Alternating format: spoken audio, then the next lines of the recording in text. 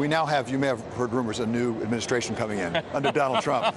I hadn't heard that. And there may be some changes coming up. And one has to think about the possibility of a different approach to alternative fuel. Could that affect your plans on electric vehicles? No, and I think first and foremost is because when consumers drive electrified vehicles, they really like them. The issue is getting the cost down. The issue is, where's the infrastructure for full battery electric vehicles to charge? And that's why we think long-term this is the right play. We want to make sure, though, that working with the government, that the legislation for fuel economy doesn't get ahead of itself, because when legislation gets ahead of the limitations, like getting the cost down or getting the infrastructure in place, consumers pay a price, companies pay a price, and we want to make sure it's done in the right cadence and right timing. So that leads us perfectly into what you would like to see out of the new administration. What's on your wish list? One thing we've talked about before is the midterm review. Coming out 2018 now. What are you hoping for, expecting out of that? Well, we were, when we agreed to the new fuel economy standards back in 2011, we were agreeing for 2025. It was unprecedented. And part of the deal was that we would have a midterm review in 2018. Look at the original assumptions around the cost of fuel, technology, adoption from customers of this new technology, impact on jobs. And we were really disappointed that the EPA decided to short-circuit that review, which we wanted to be a data-driven review. And they just mandated it. So we're looking forward in the new administration to talking about this and talking about a new time for a midterm review. So again, we can give customers the best fuel economy, but make sure we do it in the right cadence of legislation.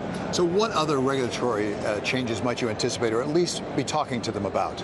Well, when we look at from a policy standpoint, a couple of things that we're proactively talking with the transition team. And this is a discussion, we've had very good working relationships with every administration and policymakers through the years. And what we'd like to see is free and fair trade agreements. We want to see regulation and regulatory policies that are more reflective of market realities. And we really want to see corporate tax reform. I mean, here in the U.S., amongst developed nations, we have the highest corporate tax reform, and we think that would be good for the economy. Free and fair.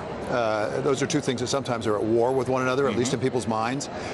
Where do you see unfairness right now? Do you see unfairness, for example, in our relations under NAFTA with Canada and Mexico? Do you see unfairness with China? Do you see instances of unfairness? Well, I do think when you look at NAFTA, it has improved the competitiveness of the entire continent. And the supply chains, for example, in the automotive business are deeply integrated between Canada and Mexico and the U.S. And that integration supports a lot of good American jobs. So I think as we think about this, or trade agreements with China, et cetera, the most important thing is first let's look at the facts. Let's look at the facts, let's understand what does it mean for each country's economy, and make sure that it's fair. And I think we're looking forward to those kind of conversations going forward. Ford has been in Mexico for many years. 90 years, over 90 years. You have a lot of employees down there. Correct. If you look forward in the future, 4 years from now, do you think you'll have as many employees in Mexico as you do today? Well, we have a number of manufacturing facilities down there. We have about 8,800 employees. Now, to put that into perspective, we have more than 10 times that here in the United States, over 85,000 employees. If you look at our sales here in the U.S., 80% of our sales here in the U.S. are made from vehicles that are made in the United States, because we are the largest manufacturer of automobiles in the U.S. and the larger employer of hourly workers. Less than 13% of our sales here in the U.S. come from vehicles produced in Mexico. So I don't see it changing too much. At the same time, it all comes down to things that we look at, factors that we look at making investments, and some of those are trade agreements, tax policies, things of that nature. We take that all into account. So it could affect your future plans as a practical matter? It could. It depends on how those policies are implemented. But overall, as a global multinational, which we're very proud of being a global multinational, we want to build what we sell, but also at the same time be very, very strong in our home market.